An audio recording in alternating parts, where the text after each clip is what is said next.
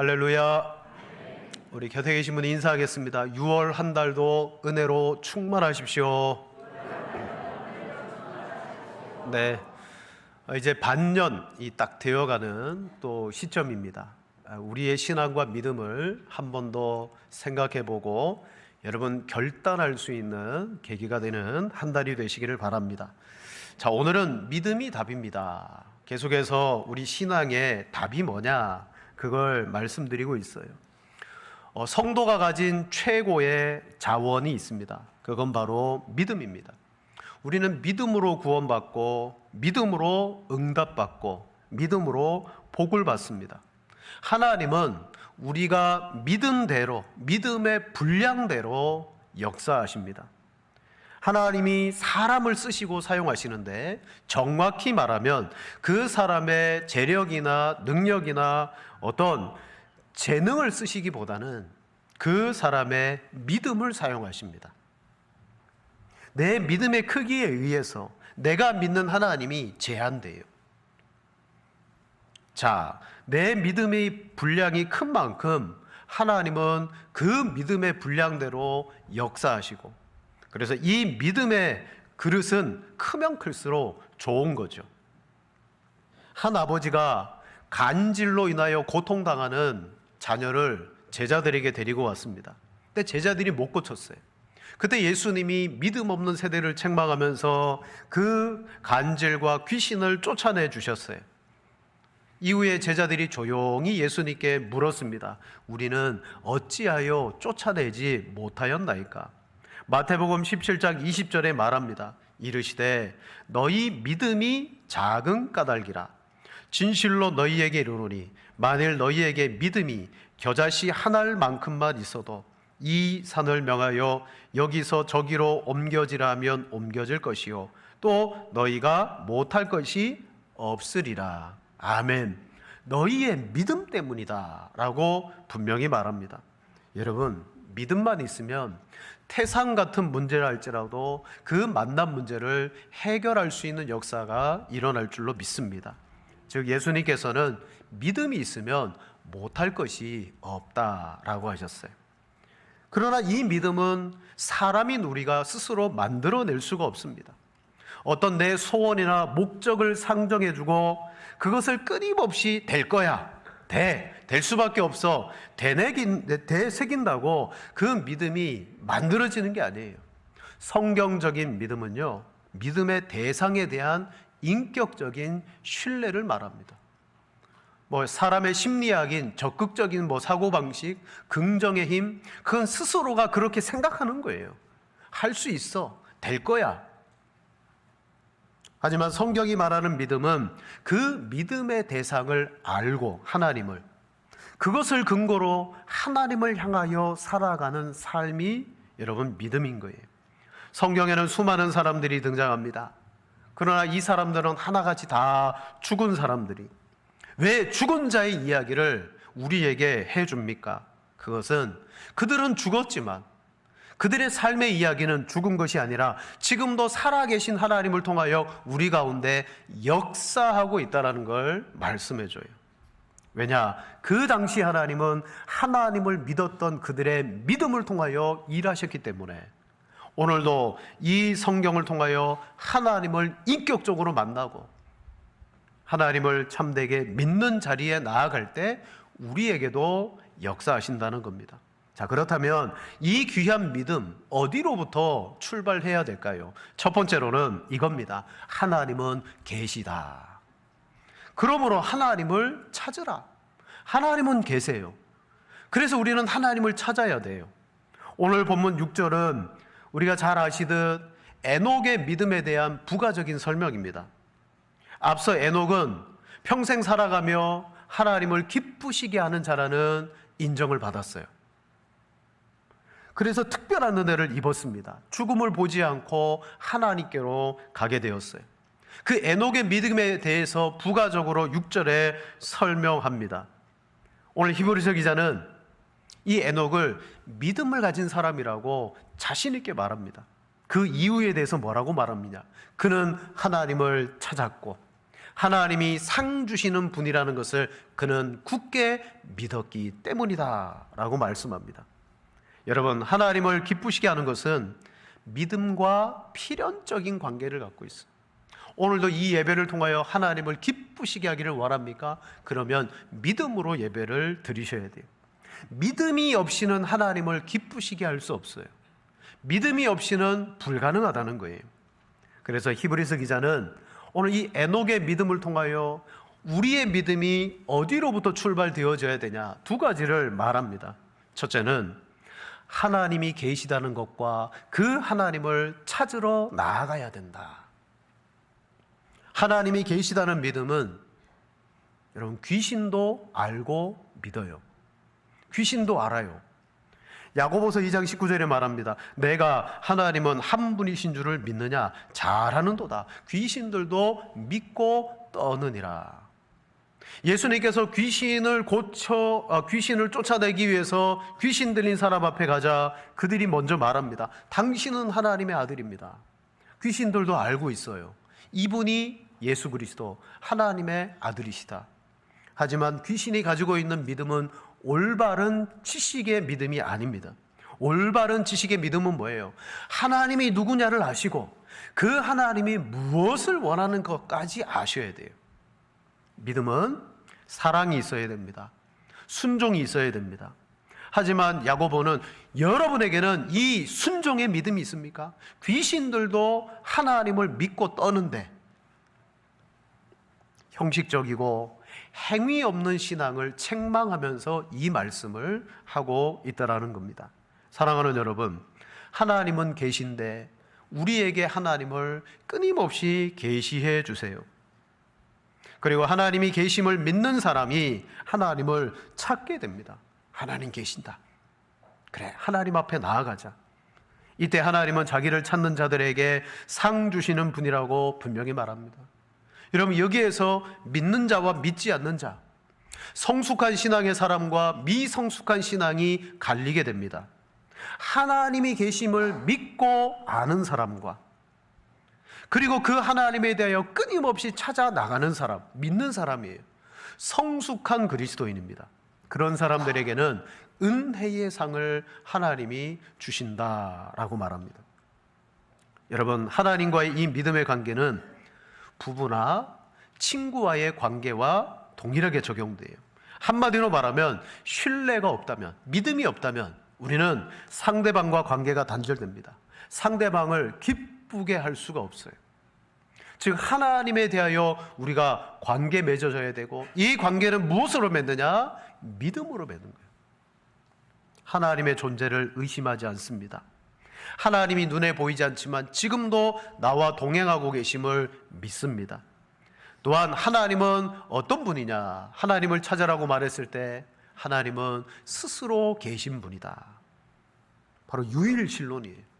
이 세상에 있는 사람이 만들어 놓은 종교나 신이 아니라 하나님만이 유일하신 분이다. 그 하나님을 찾는 거예요. 신명기 6장 4절 5절 말씀입니다. 자, 우리 두 절을 같이 한번 읽겠습니다.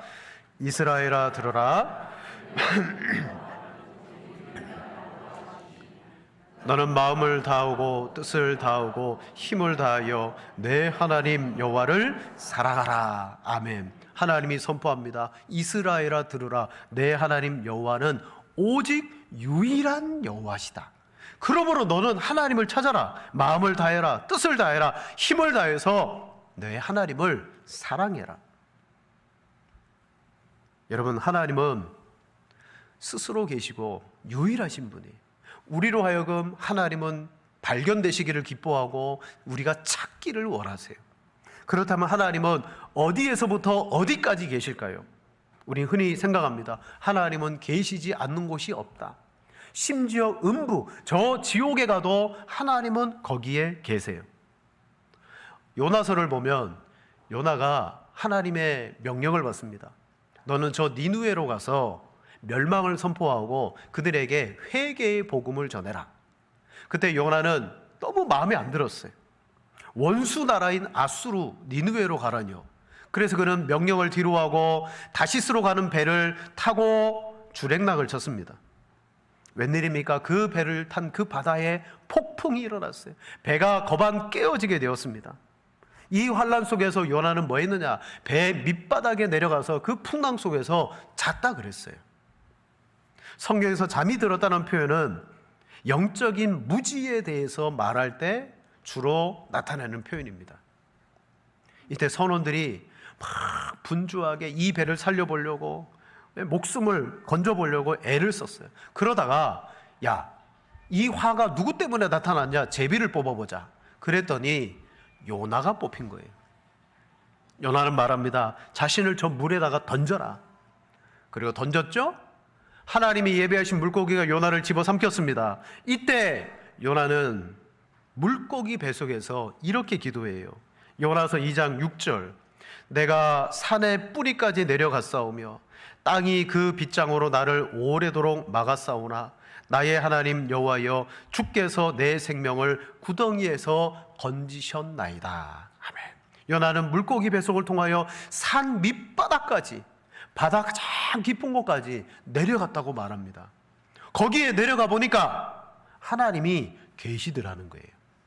그래서 요나는 그 자리에서 회개해요.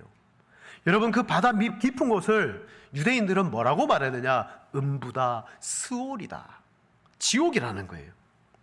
사랑하는 성도 여러분, 하나님은 이렇게 우리가 상상할 수 없는 곳에도 계시면서 우리로 하여금 하나님께서는 발견되기를 원하고 우리가 하나님을 찾기를 그토록 원하시더라는 거예요.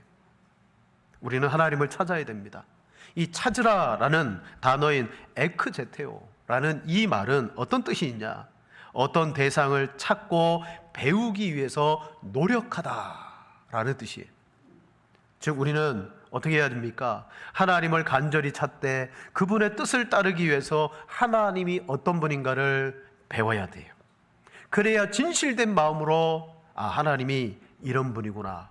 그리고 하나님을 찾으러 나아갈 때 오늘 이 요나처럼 그가 물고기 뱃속의 깊은 곳에서 하나님 계심을 알고 회개하고 돌이켰을 때 하나님이 그를 다시 살게 하는 복을 주셨잖아요. 바로 에녹이 그런 믿음을 가지고 있었어요. 하나님이 함께한다. 하나님 계신다. 그래서 그는 평생 마음으로 삶으로 하나님과 동행하기 위해서 몸부림쳤습니다. 하나님을 찾았습니다. 그랬더니 두 번째, 하나님은 자기를 찾는 자들에게 무엇을 주시는 분이에요? 상을 주시는 분이시다 말씀해요. 하나님은 우리와 관계를 맺으실 뿐만 아니라 왜 우리를 그토록 하나님이 만나기를 원하십니까? 하나님은 우리에게 풍성한 선물을 주시고자 우리를 찾으세요.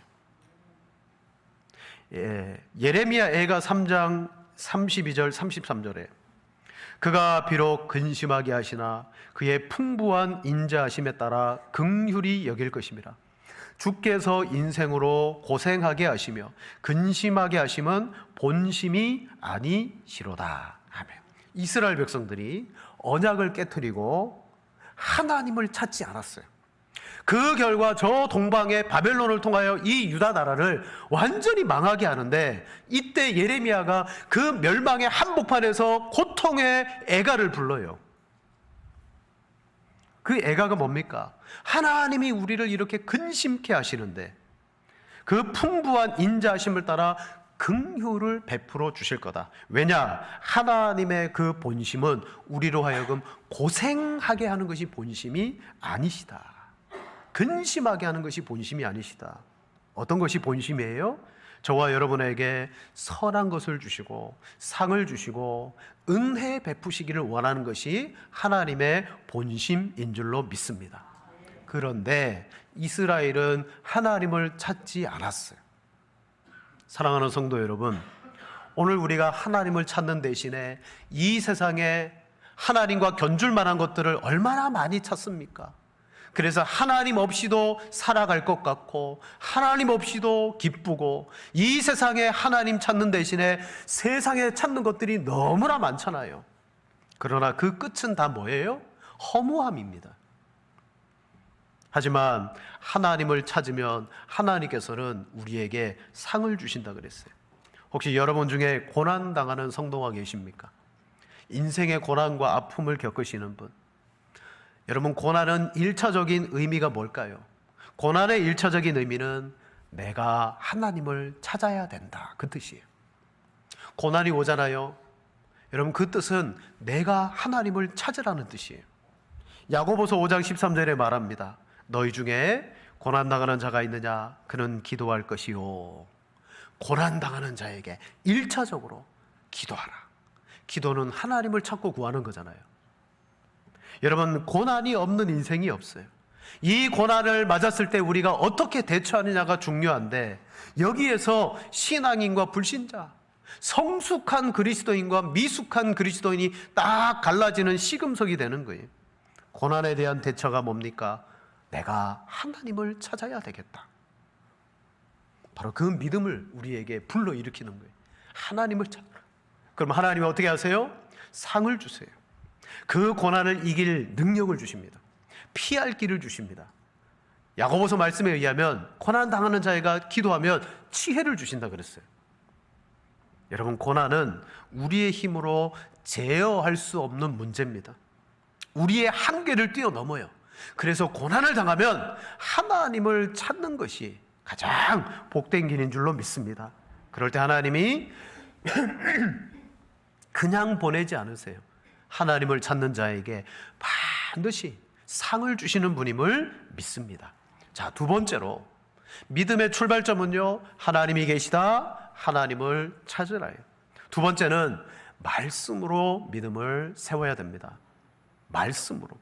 자, 우리 7절 말씀을 다 같이 읽겠습니다.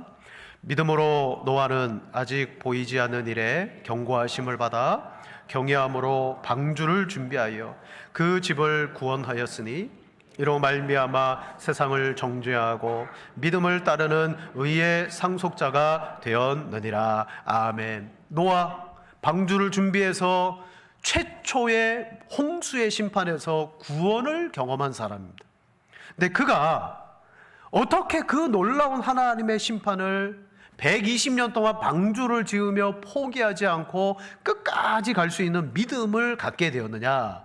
오늘 성경은 그는 보이지 않는 일에 경고를 받았다라고 말해요. 보이지 않는 일에 경고. 즉, 마지막 이 세상의 심판에 대해서 노아가 하나님으로부터 경고가 뭐예요? 경고는 하나님의 명령, 계시, 말씀을 가리켜요. 하나님의 말씀을 들었어요. 그의 조상인 에녹, 무드셀라, 그의 조상들로부터 하나님의 뜻을 듣게 되었을 거예요. 또 그도 하나님의 경고하심을 받았을 겁니다. 그 결과 눈앞에 홍수가 일어날 만한 어떤 징조도 보이지 않았어요. 하지만 노아는 처음부터 끝까지, 여러분, 이 일을 완성할 수 있었던 것은 그가 하나님의 경고를 받았기 때문이다. 여러분, 대표적인 징조가 뭐냐면 비다운 비가 좀 내려야 홍수가 있겠구나 좀 생각으로 할 텐데 징조가 없었어요. 노아 시대 때는 비가 내리지 않았습니다. 창세기 2장 4절 5절에 말합니다. 이것이 천지가 창조될 때에 하늘과 땅의 내력이니 여호와 하나님이 땅과 하늘을 만드시던 날에 여호와 하나님이 땅에 비를 내리지 아니하셨고 안개만 땅에서 올라와 온 지면을 적셨더라. 비닐하우스와 같아요. 이 세상이 온실과 같았어요. 그래서 적당한 햇볕과 땅에서 올라오는 그 안개로 말미암아 땅은 충분히 식물들이 살아갈 수 있는 공간이 조성되었어요. 하나님이 홍수의 경고를 내렸어요. 비가 올 거다. 근데 아무리 봐도 비가 오지 않는 거예요. 징조가 없어요. 그럼 어떻게 그가 그 홍수를 예비할 수 있었습니까? 그는 하나님이 주신 경고를 받았기 때문에. 경고는 직접적이고 권위 있는 말씀, 계시, 명령을 의미합니다. 즉 노아의 믿음은 하나님의 경고인 말씀을 받았던 믿음이라는 거예요. 눈에 보이는 그 어떤 것도 없었어요. 근데 120년 동안 내 눈에 보이는 실제적인 그 어떤 게 아니라 하나님의 경고의 말씀을 자기의 믿음의 근거로 삼아서 그가 여러분 방주를 지었더라고요. 말씀이 뭡니까? 말씀은 믿음의 근원입니다. 정말 그런가? 우리 로마서 10장 17절 말씀 같이 읽겠습니다.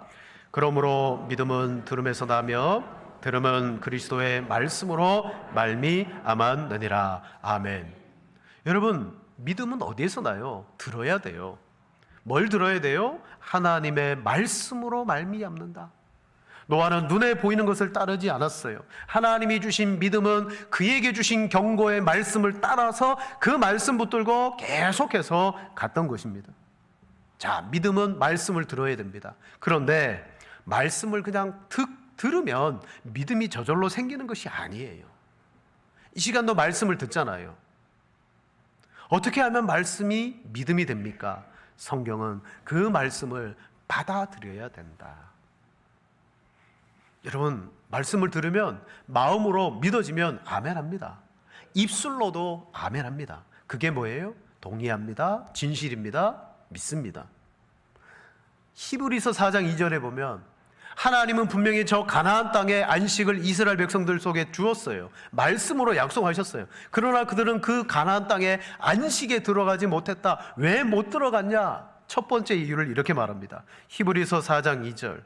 그들과 같이 우리도 복음 전함을 받은 자이나 들은 바 그 말씀이 그들에게 유익하지 못한 것은 듣는 자가 믿음과 결부시키지 아니함이라. 아멘. 말씀은 들어 믿음이 일어나는데 듣는 자가 내 안에 있는 그 은혜로 믿음으로 그걸 붙잡아야 된다는 거예요.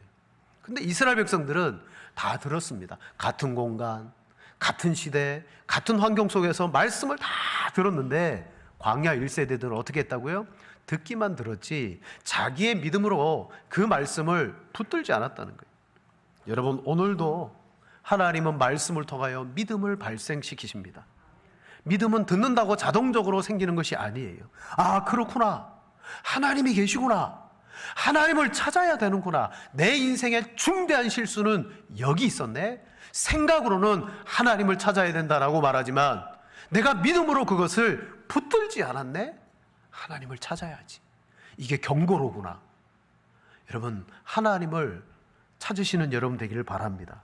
왜요? 왜 말씀을 들으면 믿음이 생깁니까?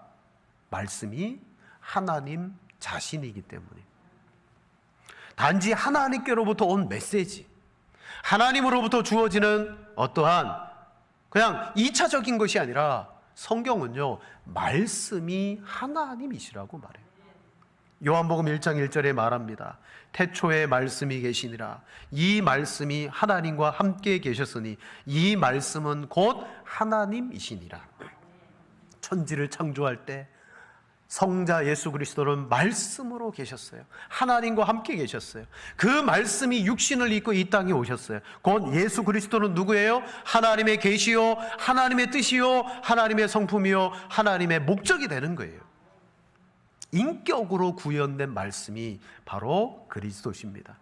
말씀 안에 그리스도가 계시고 그 말씀을 믿을 때 우리는 그리스도를 얻게 될 줄로 믿습니다. 따라서 여러분, 믿음이라는 것은요, 단순히 자기 심리, 자기 감정, 내가 상정해 놓은 것에 대한 어떤 확신, 그게 아니에요. 하나님이 계시다. 하나님은 말씀이시다. 지금도 말씀을 통하여 우리에게 말하고 계시다. 그 말씀과의 연합이 믿음인 줄로 믿습니다. 자, 믿음으로, 말씀으로 믿음을 세우십시오. 그러면 어떤 역사가 일어나냐? 세 번째로 여러분의 삶에 믿음의 꽃이 피게 됩니다. 믿음의 역사가 일어나요. 오늘 우리가 읽었던 말씀에 한 사람을 또 소개하는데 그 사람은 아브라함이에요. 성경에서 아브라함은 믿음의 조상이라고 말합니다. 아브라함 이전에도 믿음의 사람들이 많았잖아요. 그런데 오늘 성경은 사도 바울은 로마서나 갈라디아에서 아브라함의 믿음을 따라서 우리도 예수 그리스도를 믿어 이렇게 된다 그랬어요. 즉 믿음의 주체와 모델을 누구를 제일 먼저 세우냐면 아브라함을 세워요. 왜냐? 성경에서 보니까 아브라함이 믿을 수 없는 상황 속에, 보이지 않는 징조 속에, 현실 속에서 하나님을 잘 믿었던 사람의 표상이 된 거예요. 그의 믿음은 한마디로 말하면 떠나는 믿음이었어요. 떠나는 믿음. 창세기 12장 4절에 말합니다. 이에 아브라함이 여호와의 말씀을 따라갔고, 롯도 따라갔으며 그의 나이가 75세였더라. 아브라함은 노아처럼 보이지 않는, 여러분 약속의 땅을 주겠다 그랬어요. 근데 보이지 않았어요. 지도를 본 것도 아니요, 그 땅을 환상으로 본 것도 아니요, 전혀 그는 징조로서 본 적이 없어요. 그러나 하나님이 말씀하셨어요. 내가 내게 지시할 땅이 있다, 가르쳐 줄 땅이 있다, 가라. 이때 아브라함은 본 것도 없지만 그는 하나님의 말씀을 따라서 갔어요. 떠나는 믿음. 창세기 22장에 내 사랑하는 독자 이삭을 바치라고 하나님이 명령했을 때도 이른 아침에 일어나가지고 떠났어요. 떠나는 믿음. 여러분, 떠난다는 것은 쉬운 게 아니에요. 어디를 떠납니까? 내 고향 친척과 아비의 집을 떠나는 거예요. 이제까지 나의 안정, 내 삶의 보장, 내가 지금까지 쌓아놓았던 모든 것, 그게 고향과 친척과 아비 집입니다. 근데 그때 하나님이 말씀을 주시고 떠나라 그랬을 때 아브라함은 하나님을 신뢰하며 떠나게 되죠. 100세에 얻은 아들 이삭도 아브라함이 하나님께 드리기 위해서 떠납니다. 근데 이 떠남의 과정에 무엇이 역사하냐? 성경은 믿음이 없이는 불가능했다. 그래서 이 아브라함의 믿음을 오늘 로마서나 갈라디아서는 아브라함이 하나님을 믿음에 그것을 의로 여기셨다. 우리도 아브라함과 같이 믿어 의롭게 된다. 아브라함을 믿음의 꽃을 피운 사람으로, 열매 맺은 사람으로 우리에게 소개해요. 근데 성경을 꼼꼼하게 읽어보면 원래 이 약속의 땅으로 떠났던 사람이 누구냐면 아브라함의 아버지 데라였어요. 데라가 먼저 떠났어요. 근데 누가 그 약속의 땅에 들어가서 열매를 맺었느냐? 아브라함이에요. 원래 이 떠나라는 명령을 아버지 데라가 받았던 것 같아요. 창세기 11장 31절에 말합니다. 우리 같이 한번 읽겠습니다. 데라가 그 아들 아브람과 하란의 아들인 그의 손자 롯과 그의 며느리 아브람의 아내 사라를 데리고 우를 떠나 가나안 땅으로 가고자 하더니 하란에 이르러 거기 거류하였으며. 아멘. 원래 가나안 땅으로 가려고 했던 사명은 아버지 데라에게 있었어요. 그래서 갈대아 우르를 떠나서 출발했거든요. 근데 어디에 머물렀느냐? 가다가 하란이라는 중간 어중간한 곳에 머물게 됩니다. 정확한 이유를 알 수 없지만 아마도 가나안까지 가는 것이 너무나 힘들어서 이 데라는 중간에 포기했던 것 같아요. 자, 데라가 먼저 출발했어요. 근데 그 약속의 땅에 들어가서 믿음의 열매를 꽃피운 사람은 아브라함이에요. 우리 이 사건을 통해서 깨달아야 됩니다. 누구나 하나님 은혜 가운데 믿음으로 출발할 수 있습니다. 그러나 중도에 믿음이 꺾여버리고 믿음이 포기되어지고 나는 되돌아가야 되겠다, 나는 머물러야 되겠다, 그런 신앙의 삶을 가질 수 있다는 거예요. 여러분, 예수 그리스도를 믿다가 중간에 우리는 멈출 수 있어요. 데라와 같이. 근데 아브라함은 달랐어요. 중도에 포기하지 않았어요. 그는 끝까지 갔습니다. 어떻게 끝까지 갈 수 있었겠어요? 다른 것 아니에요. 하나님에 대한 신뢰, 믿음이 아브라함에게 있었습니다. 너는 너의 본토 친척 아비 집을 떠나라고 하셨을 때 아무것도 보이지 않았지만 하나님의 말씀을 따라갔고라고 성경은 말하고 있습니다. 사랑하는 여러분, 이 히브리서가 쓰여진 이유를 우리가 좀 알아야 돼요. 히브리서는 원래 유대교가 있었고 그리스도교가 있었는데 처음에는 이 두 가지가 섞여 있었어요. 구분이 안 됐어요. 근데 세월이 지나면서 유대교는 유대교대로, 기독교는 유대교에서 벗어나기 시작했습니다. 그 결과 유대인들로부터 심한 핍박을 받아요. 히브리서라는 이름 자체가 뭐예요? 히브리, 유대인 그리스도인들에게 주신 서신이거든요. 그러면 이 유대인 그리스도인들이 어떤 상황 속에 놓여 있었느냐? 예수 그리스도는 눈에 보이지 않습니다. 이제 우리는 예수님을 쫓아서 가야 되는데 믿음으로 살려고 하다 보니까 이 유대인과 로마의 핍박이 너무나 거센 거예요. 외적인 핍박이 너무나 거세요. 믿음을 지키기가 너무 어려워요. 근데 예수님을 따라가려고 하다 보니까 말씀은 있는데 예수님이 보이지 않아요. 뭔가 신앙에 보이는 것이 없어요. 이전에 유대교만 하더라도 성전이 보였어요. 제사의 예법들이 보였어요. 제사장이 보였어요. 율법이 보였어요. 핍박을 당하니까 이 그리스도인들이 뒤로 물러가려고 해요. 어떤 부분으로? 눈에 보이는 신앙의 체계, 유대교로 돌아가려고 하는 그러한 일들이 끊임없이 일어나게 되었어요. 예수 그리스도를 믿는 일에 대하여 불안감이 들어오고 회의가 밀려왔어요. 그리스도 때문에 고난을 겪게 되었어요. 그 결과 그들은 옛 신앙으로 돌아가려고 하는 유혹을 받았습니다. 실제 히브리서 곳곳에는 그런 표현이 있습니다. 히브리서 10장 39절에 말합니다. 뒤로 물러나 멸망에 이르지 마라. 뒤로 물러가지 말라는 거예요. 멸망에 이르지 마라. 히브리서 3장 14절입니다. 처음 믿음을 굳게 잡으라. 여러분, 이런 상황 속에 히브리서 11장을 우리에게 소개합니다.